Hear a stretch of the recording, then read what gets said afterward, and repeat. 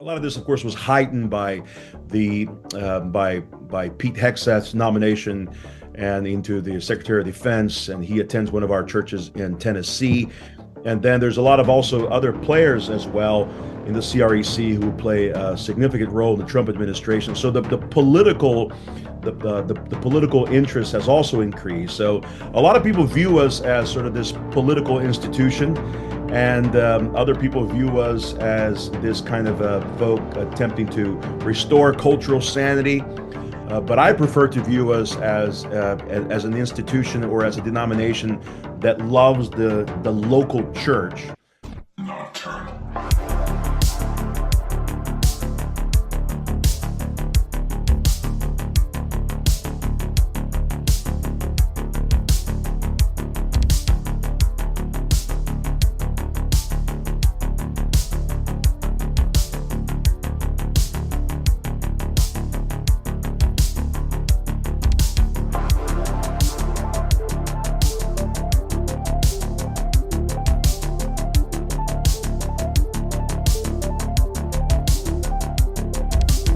Hello, my friends. Welcome back to the Caleb Gordon Podcast. I'm your host, Caleb Gordon. Thank you so much for taking time out of your schedule to be a part of the program today. Listen, before we jump into our conversation today, I want to say thank you to our friends at Uriesou Financial.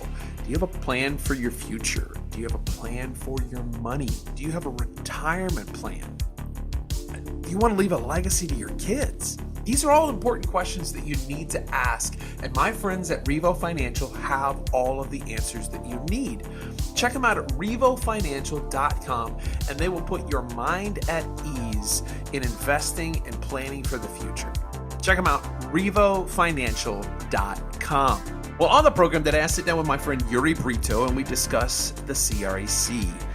He is the presiding minister over the CREC. I met him back in October of 2024 at Fight Laugh Feast, and really had a small conversation with him and didn't really know much about him at the time, but have really become more acquainted with him and his ministry and what he does, and just have been immensely blessed by what he does. And I'm telling you, this conversation that he and I have today is really going to be educational. It's going to help you see some things more clearly, and I think really lift your spirits up. So I pray that this conversation encourages you and it challenges you this week. Love y'all. Welcome to the Caleb Gordon Podcast, Mr. Uriesou Brito. How you doing, my friend? Hey, doing fantastic. Thanks for having me. Absolutely, my friend. So we met this last year at Fight Laugh Feast in Fort Worth, and this was, okay, so I work with a fella, and he told me about you a little bit, and I didn't really know what you look like. I didn't know anything about you, but there was a whole bunch of people that were like hanging out around you at Fight Laugh Feast. They were talking to you, everything was happening, and I was like, who is this guy? Who's this guy? And somebody walked by, and they're like, oh, that's Uriesou Brito. And I was like, oh, that's Uri. And so we talked for like a couple of minutes, and I had you on the podcast at Fight Laugh Feast. Right. But I knew zero about you. I knew really nothing about the CREC, nothing whatsoever. And in fact, if you go back and watch that podcast, I didn't even know how to pronounce your name. That's actually, in light of all the traffic the CREC gets, it's a very actually encouraging to hear somebody who knows very little about us. Yeah, I knew nothing, and I just, if you look, when I introduced you on the podcast, I just said, "Hey, welcome to the podcast," and I didn't say your name. I said nothing, and I was just like, so we just like we talked for like I think it was like 10 minutes. It wasn't very long at all. So I thought we'd get back on here, have a little bit further discussion, and just sort of kind of unpack what the CREC is. I've got a little bit of background now as understanding what it is. But folks that don't understand what the CREC is, sort of kind of give them a 30,000 foot view of what it is that you guys do, and sort of kind of what your role is as the presiding minister. Very good, very good. The CREC, which stands for the Communion of Reformed and Evangelical Churches, the CREC began in 1998. We're celebrating, I think we're in our 27th year now. And we have grown to a denomination of about 150 plus churches worldwide. And so, in fact, the last 6 weeks I've been traveling all over the country and the world. I've been in Canada, Philippines, and just got back from Japan a couple days ago. So I'm still reorienting myself to Western time here. But the work has grown significantly internationally as well. In the United States, it's very difficult to go through a day where there's not an interest being expressed or a question being asked. A lot of this, of course, was heightened by the by Pete Hegseth's nomination and into the Secretary of Defense, and he attends one of our churches in Tennessee. And then there's a lot of also other players as well in the CREC who play a significant role in the Trump administration. So the political interest has also increased. So a lot of people view us as sort of this political institution, and other people view us as this kind of folk attempting to restore cultural sanity.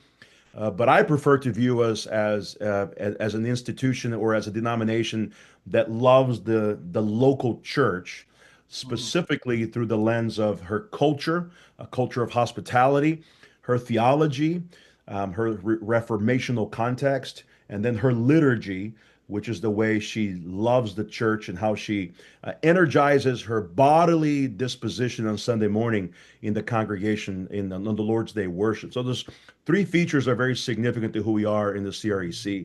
God has really blessed us, as you can imagine. During COVID, we grew significantly. Our churches were Yeah. open, whereas every other church, it appeared at the time that every other church on planet Earth had closed their doors. We Right. have grown. We grew significant through that season. But to be honest with you, our growth has come a lot more so post-COVID. And so God continues to blossom us as a denomination. And I have seen the work in every part of the world now. And it's been beautiful to see a continuity of ministry taking place, whether you are in Pensacola, Florida, where I am right now, Mhm. or in Tokyo, Japan. I love that, man. And here's what I'm seeing, interestingly enough, is that because I'm a Reformed Baptist, but and I came out of Southern Baptist background. My Uh-huh. dad was a Southern Baptist church planner, so I've got a Southern Baptist background. And interesting enough, I've had conversation after conversation after conversation with different Southern Baptists that are tired of tiptoeing around the idea of Reformed theology because we don't want to offend some older ladies or some group of people that are going to be upset because, ooh, Calvinism. And it's just been one of those things for me that when you walk into a CRHC church, I mean, that's the open confession, is that we are a Reformed church. We hold a Reformed theology, and we don't have to tiptoe around these things. And the idea of God's sovereignty is not something to be going, oh my gosh, but it's actually embraced. It's something that causes us to be more evangelistic. It causes us to be more mindful, and that the idea of hospitality Mhm. is huge in this. And I see such a growing disdain in Baptist churches for the shallow, sappy, no deep liturgy, nothing. Mhm. There's no desire to follow after the things that of Reformed faith in our Mhm. Baptist churches. And although that's how we had our start, I mean, we have a foundation in Reformed theology, and I just it's fascinating to me to see this interest moving away from having to tiptoe to just walking into the room where it just feels like home, right? Yeah, and I think that's so you asked the question earlier, I failed to answer. In 2023 in Moscow, Idaho, I see the Mhm. t-shirt there and I love it. 2023 Moscow, Idaho, I was elected as the presiding minister of council. And that's quite a unique role. I represent, I'm the spokesman for the CREC. It's a 3-year term. And but part of the job that I really treasure is that to be the presiding minister means that you are a pastor's pastor. Mm. And to be a pastor's pastor means that I get to travel interactive sessions and leadership. And I think that concept that comes out very strongly in light of what you said is that there's a cohesiveness among the leadership of the CREC that we just don't really care what the opposition is. We want to be very much focused on on the land and the people God has placed in front of us, Mm. and we are obviously our evangelical ethos is there, but that evangelical ethos is not nebulous or abstract. It's very much rooted in a 16th century reformational context, all the way up to Abraham Kuyper, and all the way up to John Frame and Douglas Wilson and Peter Yeah. Leithart and Rich Lusk and the men that we treasure in our denomination. So it's an unapologetic stance on the Reformed faith, gaining, of course, from 500 years of wonderful material and wonderful figures.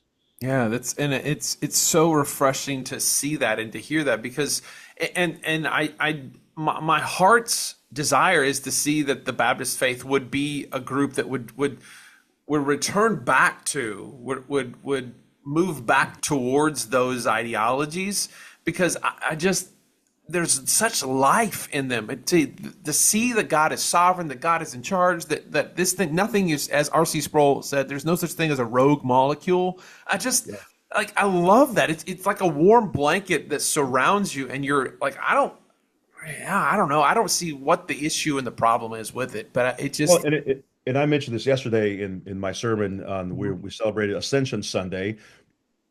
And there's something very liberating about Reformed theology because there's something about very liberating about God's sovereignty over all things.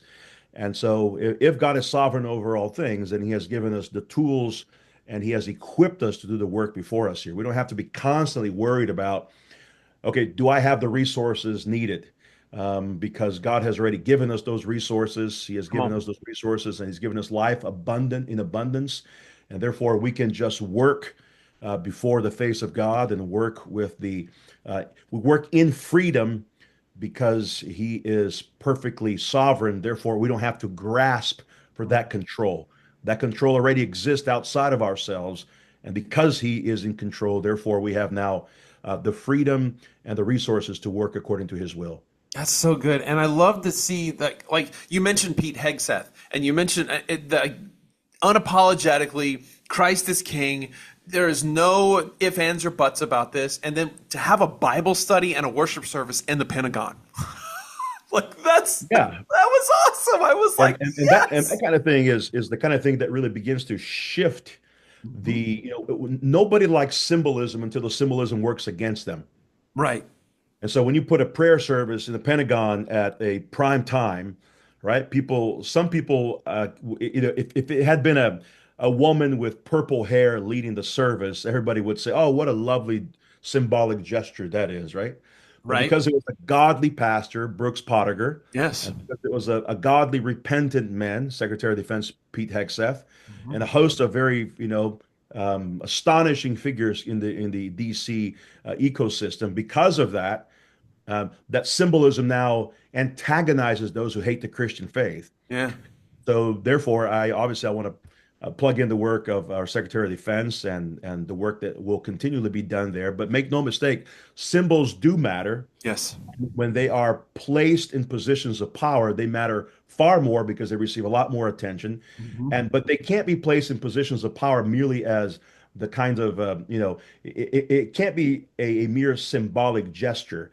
That Mhm. symbol has to carry some Wait. weightiness to it. Mhm. And so when you hear the sermon or the homily by, Pastor Brooks Pottinger, you can tell there's weightiness to it. And all these things are going to build a case against the status quo. And that's what we need to begin shifting. Our symbols need to carry weight. And when they do, they irritate all the right people. And it's so good because we are called to be salt and light, and that is I mean, those are the two agents that Jesus said, this is what you're supposed to do: be salt, be light. And these things do specific things. Salt preserves good. It absolutely pushes out anything that's rot or decaying. Light dispels darkness. These are things that God has called us to be specifically, and that to see that that's actually taking place. And I'm a recent convert into this whole idea of the postmillennialist mindset. Man, Uh-huh. I'm believing it. I'm seeing these things, and I'm like, this is fantastic. I love what God is doing, and it's all. Every ounce of this is giving him glory. Like he's the one that's getting the glory out of this. And here's the reality: is our nation was founded upon these principles. We had men who led this country who had the exclusive desire to see the Christian faith advance. No other, because right now everybody says, well, if you allow Christianity to be put forth in the halls of power, then you're going to need to let everybody else. Well, that's not what our nation was founded upon. Read the Mayflower Compact. It was Right. to advance the Christian faith. It says that exclusively in the text, in that particular, founding document. And I'm like, what is the problem here? We've tried for the last 60 some odd years the other stuff, and it's brought carnage and chaos. What if we just go back to our foundings? What if we repent and we move back to the position that says Christ is king, he is the author and the perfecter of our faith. Let's rush headlong to advance the cause of the kingdom. I don't see a problem with Right. Well, yeah, and I think a lot of evangelicals are waking up to the reality that that isn't the problem, right? And I think what COVID did is it sort of reignited this interest in older principles that have guided our country, and then it reignited this interest in the reality that the concept of theocracy, for example, is just inevitable. Somebody is going to rule. You can't play political Switzerland in everything. it. Nope. Somebody has to rule, and therefore the policy now needs to be shaped by the one who rules. And so we Yes. can't play the libertarian game anymore, right? Mhm. This is not we don't believe in the Bible is not pro-libertarianism. Amen. There are elements where I think we ought to be, ought to have to ought to be free to function in certain ways. Sure. But when it comes to the point of policy establishment, the scriptures has given us a pretty straightforward mandate. Mhm. And the mandate is essentially that the name of Jesus needs to be stamped in every Amen. single element of human society. Yeah, and you say, well, you can't legislate morality. Well, the other team sure is. I Yeah, mean, they we've got specialize in that. yes, that's like when you have the pride flag hanging off of the White House. I mean, come on, that's wild. And there are people in Texas. I guess Texas is trying to pass this law to where they can hang the Ten Commandments inside the school system on the walls, and people are like, I can't believe they're trying to do this. I'm like, well, what else has been hanging on the walls? There has been a religious ideology hanging on the wall, whether it's been a pride flag, a BLM flag, or whatever else type of socialist, anti-God, anti-Christ propaganda that has been hung on the walls for the last several decades. And now we want to push to see the Ten Commandments put up there. Well, God gave us the Ten Commandments specifically to expose the sin in our lives, as Romans chapter 3 says, it's a schoolmaster, right? And so, yes, this you wonder why the schools are I'm pro homeschool and pro private Christian education, so that's a different conversation for a different day. But I mean, why is the education system such a mess? Well, let me think about it. For the last 60 some odd years, we've pushed God out of the square and embraced every other pagan ideology. Well, of course we're going to have chaos and carnage. I mean, it's wild to me to even Right. think that. Oh, yeah, yeah, absolutely. But I think that's been the indoctrinating feature of much Yes. of evangelical discourse, and so therefore, I think it's always very common, especially here in the South where I live, that most evangelical ministers have wives or children or a host of parishioners who are in the public educational system, which makes it very, almost impossible for him to speak out against it. And so that reality is just going to be bothering and going to be a continuing interruption for our approach, what we want to see happening. And so obviously what we need is a massive exodus from that system. And I think a lot of folks, especially in the Southern Baptist Convention, are beginning to see these things and moving away from that reality. And again, I go back to what COVID did. COVID sort of opened up in many ways the portals, the doors for these conversations to happen. The conversations that were once forbidden to take place in a standard evangelical church now is happening. And so that's why the homeschooling community grew from 2 to 4% nationwide in the United States. And that's going to continue to be the pattern because now that 4% is going to begin to publicize, going to begin to pronounce the benefits of homeschooling or local Christian schools. And I'm hopeful that within the next 10 to 15 years, that 4% will become 8 and continue to multiply from there. Yeah, I love that. So, okay, so you said that this is a 3-year term that you're in, correct? That's right. I was elected in September of 23, so I'm about halfway through my first term. There's a possibility of reelection. That's something that my session is going to have to consider, my wife is going to have to consider, and also whether there's interest in seeing me reelected. So these are all Yeah. things that are still on the table. But my term ends on in September of 2026, which is our national council Yeah. or international council, which will be in Nashville, Tennessee. So if you're not reelected, what's the plan for the future for you? For if I'm not reelected, I have our congregation here has over 400 members. There's Oh plenty of wow. work we do. We have some opportunities to form an institution, academic institution here in town.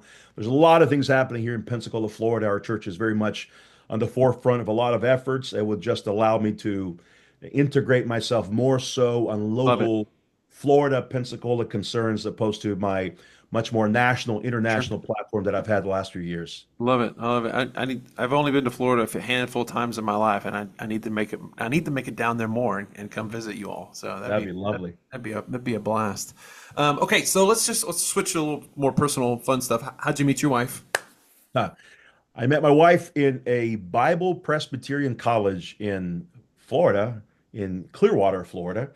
And we met there in the late 90s, got married in 2003.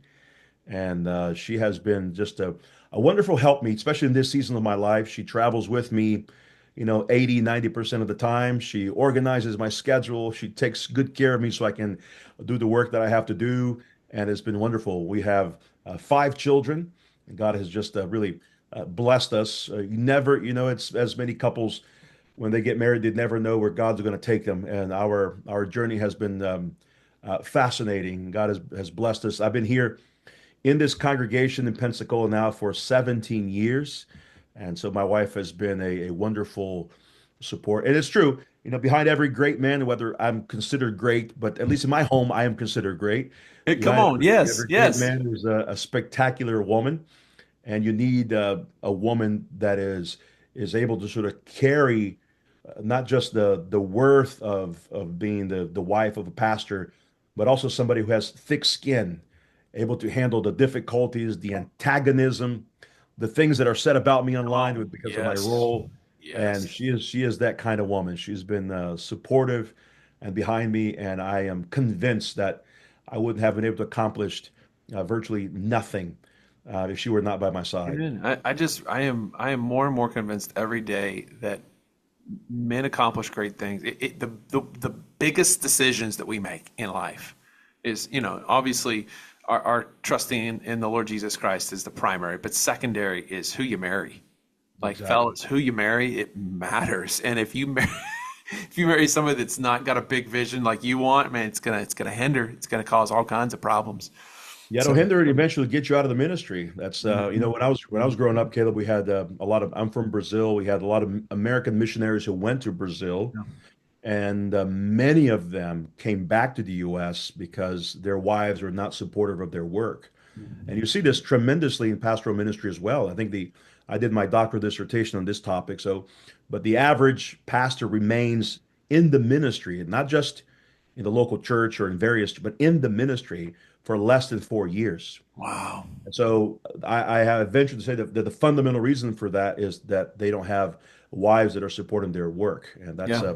so yeah, I second what you said. Come on, it's good, and I love that you. So you've been at this church for 17 years. Have you been like the pastor there, or you just been a member? Or how's that? Yeah. What's that work look This like? is the only congregation I've ever pastored. I Praise was a God. pastoral intern in the PCA tradition prior, but I became the senior pastor of Providence in 2000, late 2008, Yeah, and I've been there ever since as a senior pastor. We have that's a so wonderful great. congregation, a great associate pastor, several elders. We have 10 deacons, several pastoral interns in the congregation that I'm always. Yesterday, in fact, was my first Sunday back preaching after a very long season out of the country. Yeah, I always say there's no place like Providence, Pensacola. it's so great, man. I like that. Seeing, so my dad was the pastor of our church for 35 years where Oh I was at. wow, Prior to that, he was a church planner in Wyoming. So, yeah. he's in the ministry for almost over 50 years.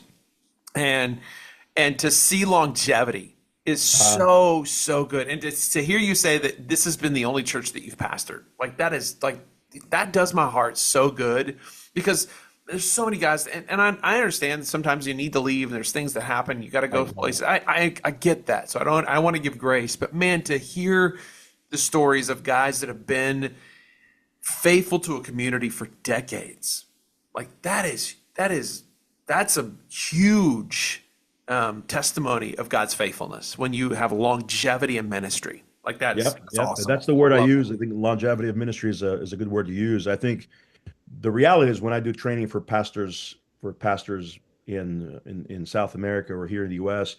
or wherever I am, one of the things you want to stress is that sometimes you don't begin to see the fruits of your pastoral Come on, ministry until the seventh year of your labor, 100%. and that's something. And a lot of people, of course, don't even reach that. Come on, Therefore, they see the difficulties and they leave. But the reality is, fruitfulness comes through longevity. it's And true. there's great benefit in remaining one place if God allows you to, remaining one place and seeing the difficulties being overcome, learning from them, being stronger, therefore, in the latter part of your ministry. I think Come this is on. very significant. 100%. And because we live in an instant, everything, everything comes so quick with these silly things.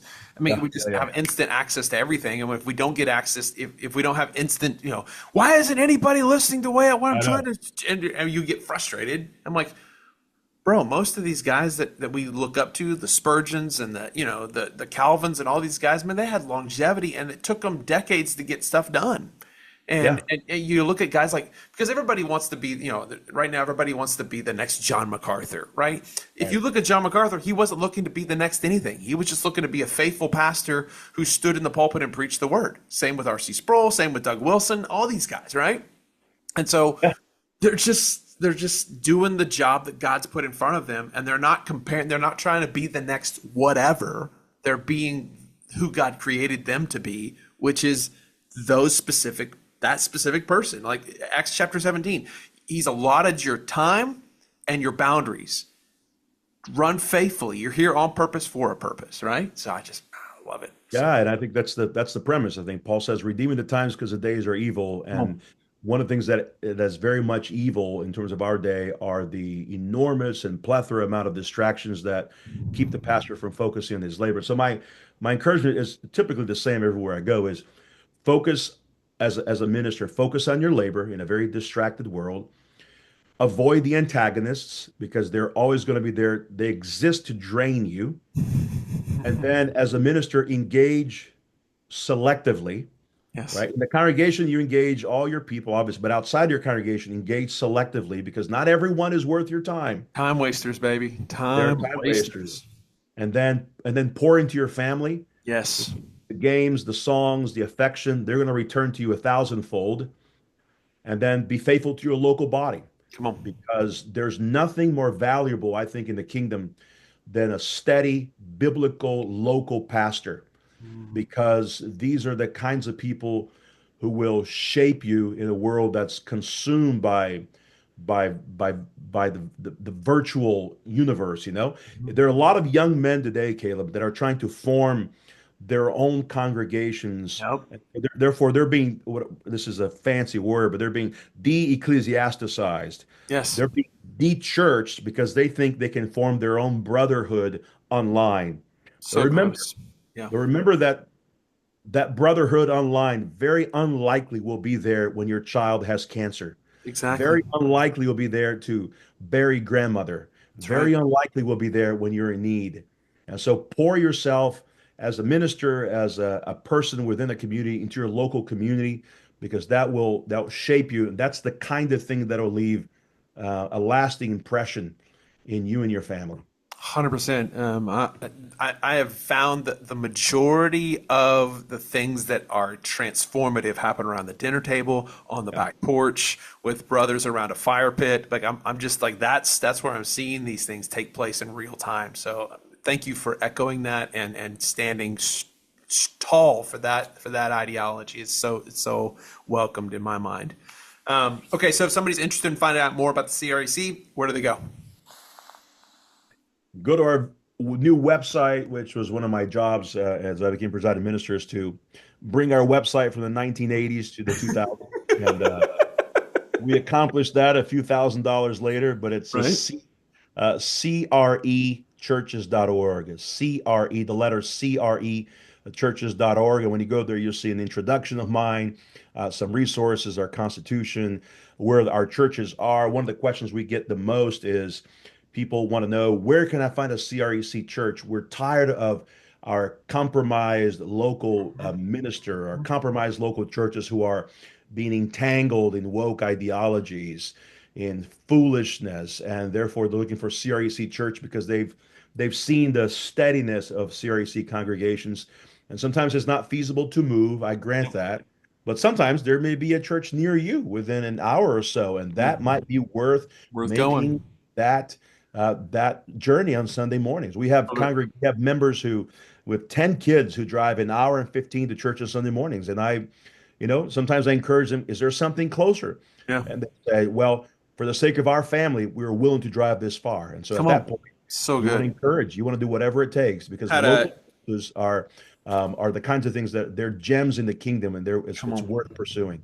Yeah, I had a young lady that moved from where we were at our church, and she sent me a link. She's like, "What do you think of this church?" And I clicked on it. It's in the bottom. It's CREC, and I clicked on that. I was like, "Yeah, I saw your face," and I was like, "Yeah, that's good." I was like, "I know exactly where this is. Go enjoy there. You're gonna love it. It's gonna be perfect."